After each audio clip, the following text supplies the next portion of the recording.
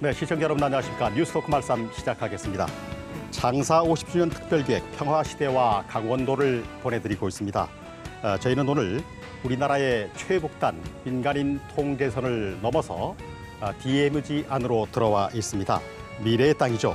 이곳은 고성의 DMZ 박물관입니다. 여기서 남북교류 협력에 대한 이야기를 진행하도록 하겠습니다. 오전에는 비가 내렸습니다마는 요즘에 남북 관계를 얘기하듯이 지금 아주 맑고 쾌청한 하늘을 보이고 있습니다. 오늘 저와 함께 얘기를 나눌 두 분을 먼저 소개를 해드리도록 하죠. 더불어민주당 남북경협특별위원회 위원장을 맡고 계신 국회 김경협 의원 나오셨습니다. 어서 오십시오. 네, 안녕하세요. 김 의원님은 이름부터 경협인데 말이죠. 예, 남북경협의 역사적 사명을 딱 네. 띠고 태어난 이름입니다. 네, 그래서 아마 특별위원장을 아마 하고 계신 게 아닌가. 그렇습니다. 네, 그런 생각이 드는군요. 자, 그리고 강원연구원의 육동한 원장 모셨습니다. 어서 오십시오. 네, 안녕하십니까. 남북교류 협력이 아무래도 좀 더 진전이 되면은 강원연구원도 더 바빠질 것 아닌가 그렇게 생각이 돼요. 이미 많이 바쁘고 있습니다. 뭐 각종 포럼이나 세미나로 몸살이 날 정도로 많은 일을 하고 있습니다. 네, 그렇군요.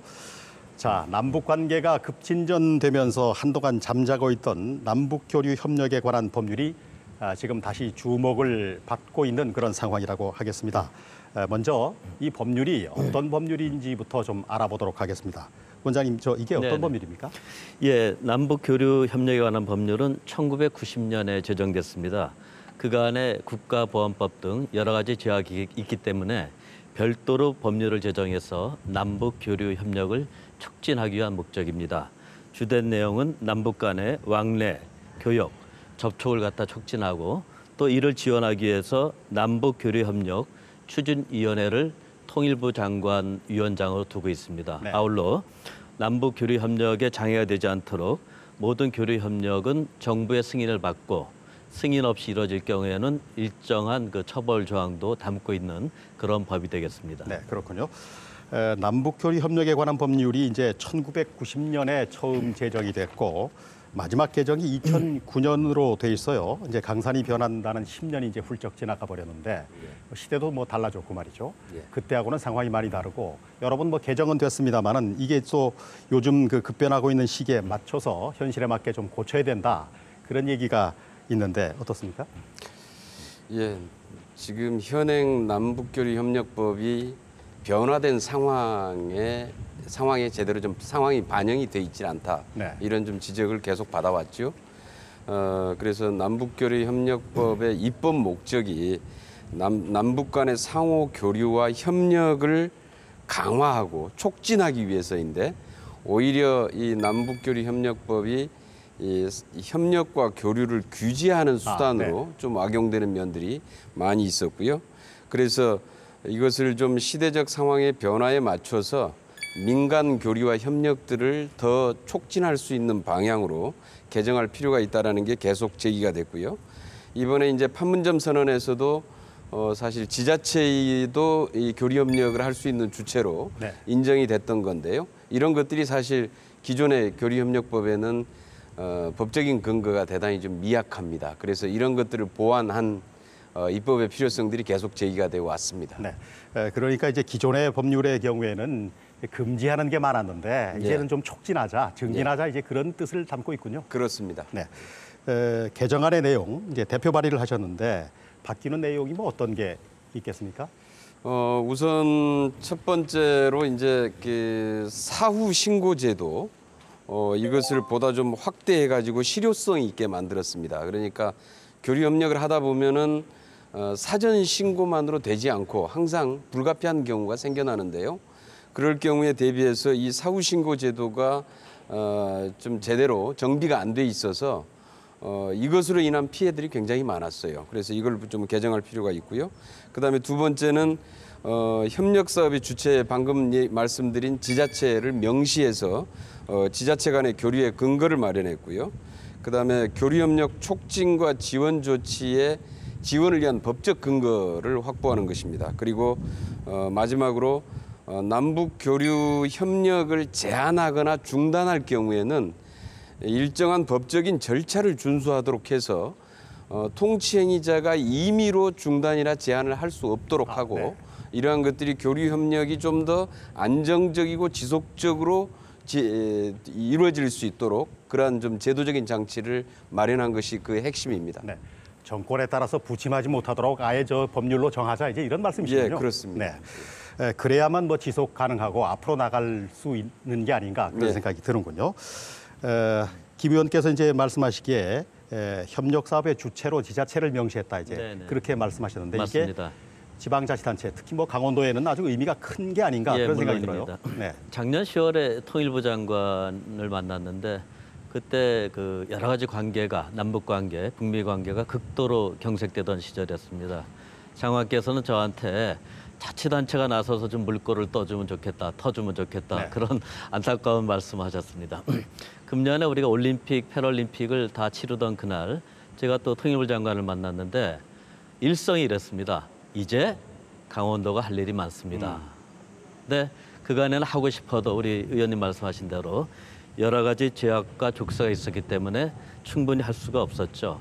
말하자면은 정부 입장에서는 지자체가 제대로 된 그 교류 사업자로서 정해지지도 않은 상태였습니다. 따라서 이제는 이 법이 그 제정이 되면은 지방 정부가 자율적인 주체로 책임을 가지고 지속적이고 안정적으로 남북 교류를 추진할 수 있다 하는 근거가 마련되는 겁니다. 네. 물론 그간에도 해왔지만은 여러 가지 제약이 있었다는 점은 제가 다시 말씀드리고요. 자치단체는 민간보다는 훨씬 또 우월한 부분이 있습니다. 네. 상대적으로 재정도 있고 또 기획력도 있고 또 인적 자원도 확보할 수 있습니다. 그럼으로써 평화 시대를 여는데 자치단체가 보다 능동적이고 효율적인 역할을 할 수 있는 그런 좋은 디딤돌을 이번에 만들게 되지 않나 저희도 기대하고 있습니다. 그러니까 이제 그동안은 뭐 근거가 미약했고 그래서 그에 따른 뭐 어려움 같은 것도 아마 있었을 것 같아요. 예, 저희가 기본적으로 남북교류협력법하고 또한 그 남북교류협력에 지침이 있습니다. 지금 통일부 지침인데 이게 도와주는 것 같지만 자세히 보면은 너무 복잡하고 네. 굉장히 경직적으로 돼 있어서 아까 김 의원 말씀하신 대로 사실상 그 규제법에 가깝습니다. 그래서 지방자치단체가 이런 족쇄를 좀 풀고 제대로 그 할 수 있는 그런 계기가 마련된 것이 아닌가 생각합니다. 과거에 그러다 보니까 뭘 하더라도 체계적으로 할 수 없고 뭘 버리고 나면은 자치단체가 그 자치단체장들이 그 이벤트성으로 한다 이런 비판도 짙게 받았습니다만은 앞으로는 체계적으로 하면서 자치단체의 그 교류를 위한 역량을 또 확보하는 그런 계기도 되지 않을까 생각하고 있습니다. 네, 교류 협력에 관한 법이긴 합니다만은 이제 김 의원께서 말씀하신 대로 이제 포지티브하지 않고 좀 네거티브했기 때문에 규제했고 그랬기 때문에 이제 이게 풀렸으니까 네네. 또 지자체가 교류 협력 사업을 적극적으로 할 수 있는 근거도 이제 마련이 된다는 거니까 그동안 이제 법률하고 통일부 지침이 이제 근간이 됐고 그렇습니다. 강원도에서도 뭐 조례 같은 걸 만들어서 시행하지 강원도가 않았나요? 네. 그 적경적이고 네. 또 강원도가 또 북하고 접해 있기 때문에 교류 협력할 사업들이 많이 있습니다. 예를 들면은 뭐 수자원을 개발한다든지, 그다음에 병충해 예방을 한다든지 여러 가지 있었기 때문에 강원도가 아마 전국의 어느 도보다 선제적으로 조례를 제정했습니다. 1990년에 이미 최초로 조례를 제정했고 네. 조례에 따라 가지고 그동안 나름대로는 남북 교류 사업을 갖다 특히 북강원도하고 진행해 왔습니다. 그 내용은 뭐 정부 그 기금과 마찬가지로 인도적 지원 사업이라든지 개발 지원 사업, 사회문화 교류 사업 등이 있는데 최근에 올림픽 때 저희가 북한 여자 하키 팀을 응원한 적 있지 않습니까? 그런 비용도 다 이 기금에서 충당이 됐습니다.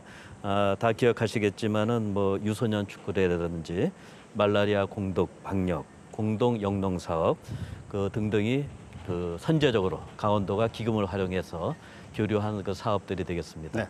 네. 뭐 아무래도 접경하고 있는 강원도와 경기도가 이 남북 교류 협력 분야에 있어서는 좀 앞서가지 않았을까 네. 그런 생각이 드는군요. 법률 개정안에서는 남북 교류 협력의 제한이나 금지 사항에 대해서 남북 교류 협력 추진위원회가 심의 의결하도록 했고 북한 주민과 접촉한 경우에 사후 신고가 가능하도록 이제 그렇게 아까도 잠시 말씀 주셨습니다만은 그렇게 하셨는데 이게 좀 의미가 있는 것 같고 말이죠. 혹 이게 다른 법률하고 뭐 충돌되거나 우리도 뭐 국가보안법이 있으니까 말이죠. 그런 건 없나요 혹시? 우선 남북교류협력법 자체가 다른 법에 우선하는 법입니다. 특별법이니까. 예, 네. 우선하는 법이고요. 그래서 뭐 그럴 염려는 없습니다만은 우선 이제 그 제도 자체가 좀 미비해 있어서 아까 말씀드린 이제 사후 신고 제도 같은 경우가 사실은 굉장히 현실에서는 불가피하게 많이 발생을 하는데 이걸 이제 사후 신고를 받지 않아 버리면은 그냥 그 사후에 접촉했던 그 신고 없이 접촉했던 사람은 본의 아니게 피해를 당하도록 돼 있습니다. 그게 이제 그 처벌 규정도 굉장히 강하거든요.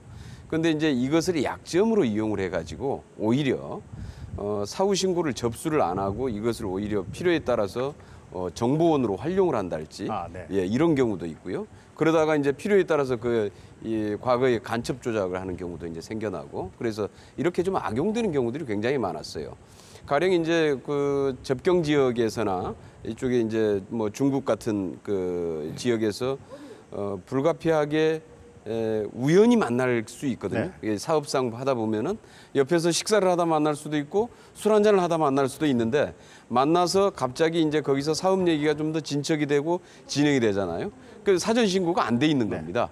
그러면 이제 그런 경우들이 이제 문제가 발생을 하는 건데 그래서 이제 이런 문제들에 대해서 이러한 요건들 같은 경우는 다들 사후 신고를 해서 이게 처리될 수 있도록 하는 게 굉장히 중요한 장치고요. 그다음에 이제 하나는 그 아까 이제 그 교류 협력 사업이 이제 중단되거나 제한될 경우에 이게 이제 계속해서 오이사 조치나 개성공단 폐쇄도 마찬가지고 그다음에 금강산 관광 같은 경우도 마찬가지인데 이게 일정한 이 법적인 절차가 명시가 돼 있지 않다 보니까 통치권자의 취향에 따라서 때로는 통치권자의 임의적인 판단에 따라서 그게 취해진단 말이죠. 이렇게 되면 이제 불안정해서 사실 교류 협력 사업을 할 수가 없지요. 그리고 이제 특히 기업들 같은 경우에는 이렇게 불안한데 어떻게 협력 사업을 시작하고 투자를 하겠습니까?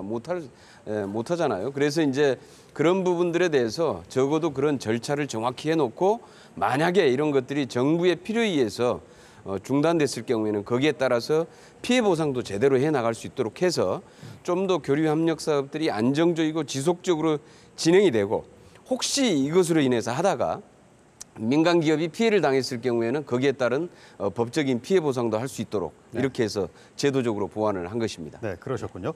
이제 그러니까 불가역적으로 요즘 흔히 하는 말로 불가역적으로 만드신다 이제 그런 얘기이신 것 같은데 말씀 주셨습니다만은 기업이 피해를 입으면 정부가 보상한다. 이건 뭐 남북 교류 협력 기금 뭐 이런 걸 사용하나요? 어떻게 됩니까? 원래는 지금은 이제 남북 경협 보험이라는 제도가 있습니다. 보험. 그래서 그 보험 제도로 일정 정도 상당히 충당을 하고요. 그런데 그걸로 사실 이번에 개성공단 같은 경우는 턱없이 모자랍니다. 그렇겠죠. 그러다 보니까 이제 뭐 대출 같은 형태로 사업을 지원을 하기도 하고 이번에 이제 문재인 정부 들어서서는 그 피해 보상을 일정 정도 별도의 일반회계 예산을 편성을 했습니다.